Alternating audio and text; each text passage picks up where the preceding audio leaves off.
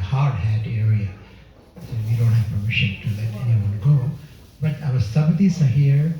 We'll have a couple more Sabatis to come, and it will take a year and a half to complete. But once it's completed, all the Yakshini energy will be intensely present. So come and take them, consume them. Ultimately, it's a consumption. She can grant you, but we have to take it. To take it, you have to know who they are, what form they come in. I call them Yakshinis, Mohinis, Vidyadharas, Gandharvas. But ultimately, these are not sensual beings, they're super sensuous. And how could you reach them? If we have the grace of Divine Mother. And she's given us that, given us a place. Again, as I said, one example I gave you, Vishwakarma would not work for you, would not work for anyone. Ambani cannot do that because he's a cosmic being. Money, wealth, power doesn't mean anything to you. Only Mahamali can tell him, you come and let them be there and build the temple. Build the temple. And we have, and this place itself is a very ancient place. Indians, American Indians, thousands of years, shamans, they're called shamans. Not the reason 300, 400 years ago. Thousands of years ago they have lived here and they performed ceremonies. Some of you could hear them, hear the drums, hear the shamanic songs. In this place, sometimes, if you are sensitive and if you concentrate, you can hear the shamanic songs, shamanic drums. And I know some of you personally, you have heard it. And this place itself is chosen for that. So when we broke ground, we didn't even know there was a river running underneath. Temples built on river is the most auspicious. And many temples are built on the river banks. But very few is built on the river itself. Because people don't plan to build temple in the river bed itself. They do on the bank or away from the bank. So when we broke ground and went to 5 feet, 6 feet, we saw the running river. Then it became very complex construction itself because we had to go beyond that. So 15, 20 feet of running water, we had to go beyond that and then put those things to build it. So that's the way this was built. Not the expense part of it. The technical aspect itself is very complex. So that means we didn't even know what is going on here. We thought it was a regular land and we found the land. No, this land was very auspicious, very holy. And she chose it because we didn't even know there was a river underneath here. And it's an active river, starts around 6, 7 feet, then goes down 15 feet. That is why all the Yakshinis, Mohinis, the cosmic energy, they'll be attracted and this place will be full of it. So when you come, you think of them. You think of all the cosmic aspect of us. Because the physical body is only a small aspect of us. But the cosmic aspect, the Atmic aspect, is the most important part. Without that, there's no reason. That's why it's called Karana, Sarira. There is a subtle body, there's a gross body, and there's a causal body. The causal body is Atman. For that only the Sarira, subtle body, and the gross body comes as a medium. So it's a short-term rental. I and you rent and use that to ascend, to understand the mysteries of creation, who we are, why we are here, what is the next step, that means next life, why are we going, all that mystical question, she'll answer you. If you are aware of her and come here with full of love, affection, reverence, that's all she needs. She doesn't need anything. You need to perceive her. And that is the beauty of this place. Everything is planned by her. We do whatever little things we can. Like today we did this ceremony. But it is not the ceremony, it's the timing. Everything is timing. The time has to be perfect. Time meaning the relationship between the earth and the cosmos, all the planets. That is the most important. And who can choose it? Only she can choose it. So our rishis have found the tithis the relationship, and they identified auspicious time, auspicious days, because they can reach us and we can receive the energy on those days.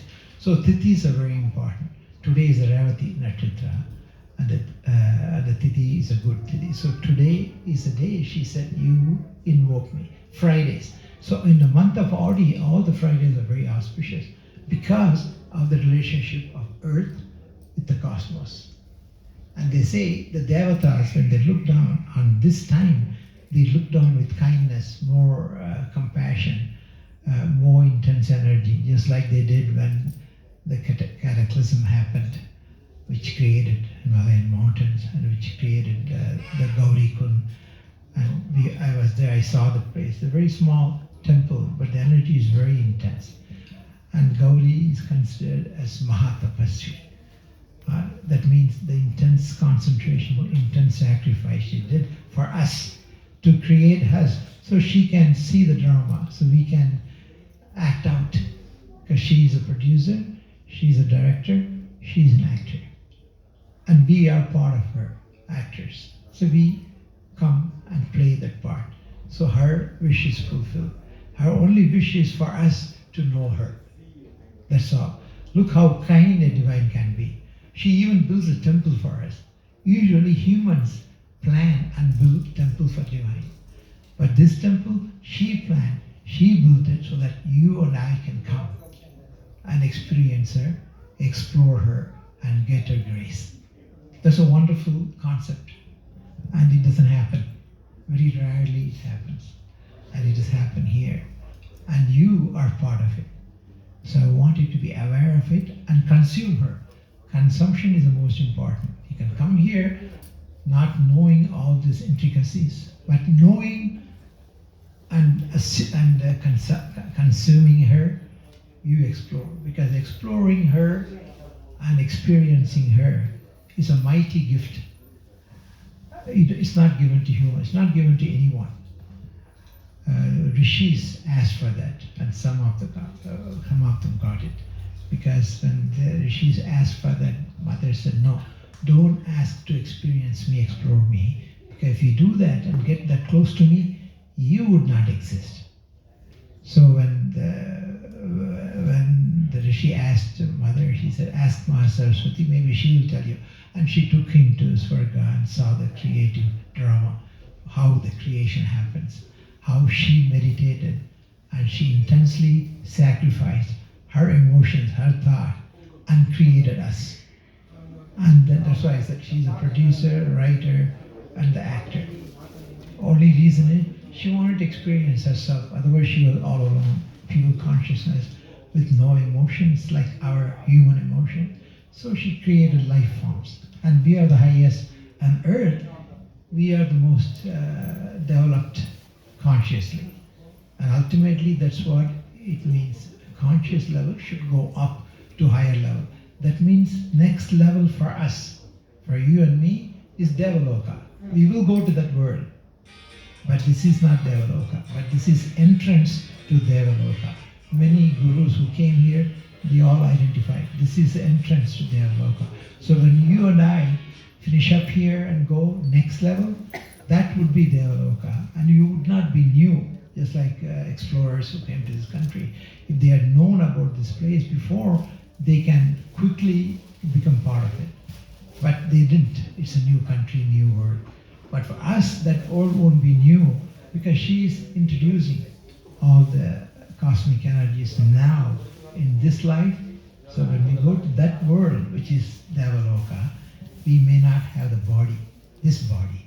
We'll be higher vibrational energy. What form we will be, we don't know. I don't know how we would look. But we'll have a form. And that energy, vibrating energy, would be part of her. But we'll be higher forms. How long would that take? In human years, might take 1,000,000 years. But in their years, it may be a second. Once you leave the mind-body imprisonment, the time goes, there's no meaning for time. Time happens very quickly. 1,000,000 years, maybe 1 second. I don't know, I'm just guessing. Because time is based on the planetary movements, the sun, earth, moon, the relationship that forms a day, year, and But in that level, we are beyond it. And that level only we can evolve quickly into higher forms. Which form, I don't know. You don't know. But we will be higher form. And we may not have the mind, body, intellect complex. It may be pure energy. But we will exist. And they exist now. But we are not in this place, this temple. Many times you can hear the music, the nada, you can hear it. I heard it, some of you have heard it. But normal eyes, ears cannot hear that because it's too high vibrational energy. It's so high we can't even see it, we cannot perceive them. It's too high vibrational energy. But at one level you can, but you have to be in a higher form. That's the reason why meditation, the rituals help. The rituals tell you what is ahead of us, what are the possibilities we have to reach, and we can be that. Once you become aware of it, next step would be to get the grace, to get the divine grace. And this place is abundant in divine grace. So come here, think of her, show your love, your affection, your reverence, and then we grow up. I use the term growing up.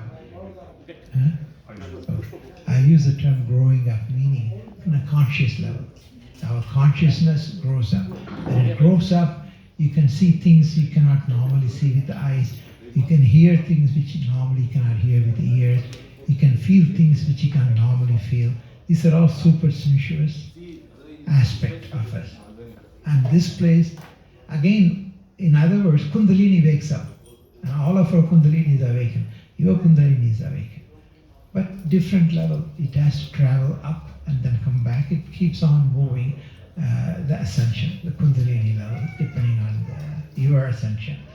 But this place is a Kundalini temple. When you come here, your Kundalini is very highly activated and your level of consciousness goes up, which are all tremendous boons. You cannot buy it. By going to auspicious places like I went, yes, you activate them. But she says, no, you do a yatra on their behalf, on your behalf. It's called Prataniti Yatra. So she gives the place, she gives the story, she gives the mantra, she gives the tantra, she gives the yantra, and says, go and perform. So my children would get piece of me.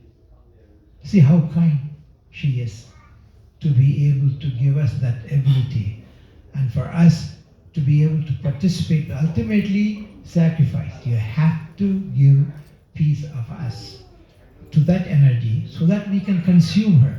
That energy doesn't need anything. She's Adi Parashakti. She's everything. She doesn't need anything. But we have to feel her. To do that, we have to have the reverence, the love, the affection, the bhakti. That results in our consumption of the divine energy. And this place is full of it. She's given us so much of her to us, so we should at least take it with all the knowledge, with all the blessing. Any small sacrifice you can make it, because they are of no consequence. Money, depending on your ability, as I said, $10, $500,000 like Bhuvaneshwari gave, it depends on you, but the heart is important. What you can, but it has to be a sacrifice. It has to be something dear to us. We give it. And that is fundamental tenet. And that is in all the religions. It's not unique to Hinduism. Any religion, Christianity, Islam, any religion, you have to sacrifice. And this sacrifice brings that energy into us and wakes up the energy into us. So we become higher beings. We become actually divine beings. At least our destiny would be that. Thank you.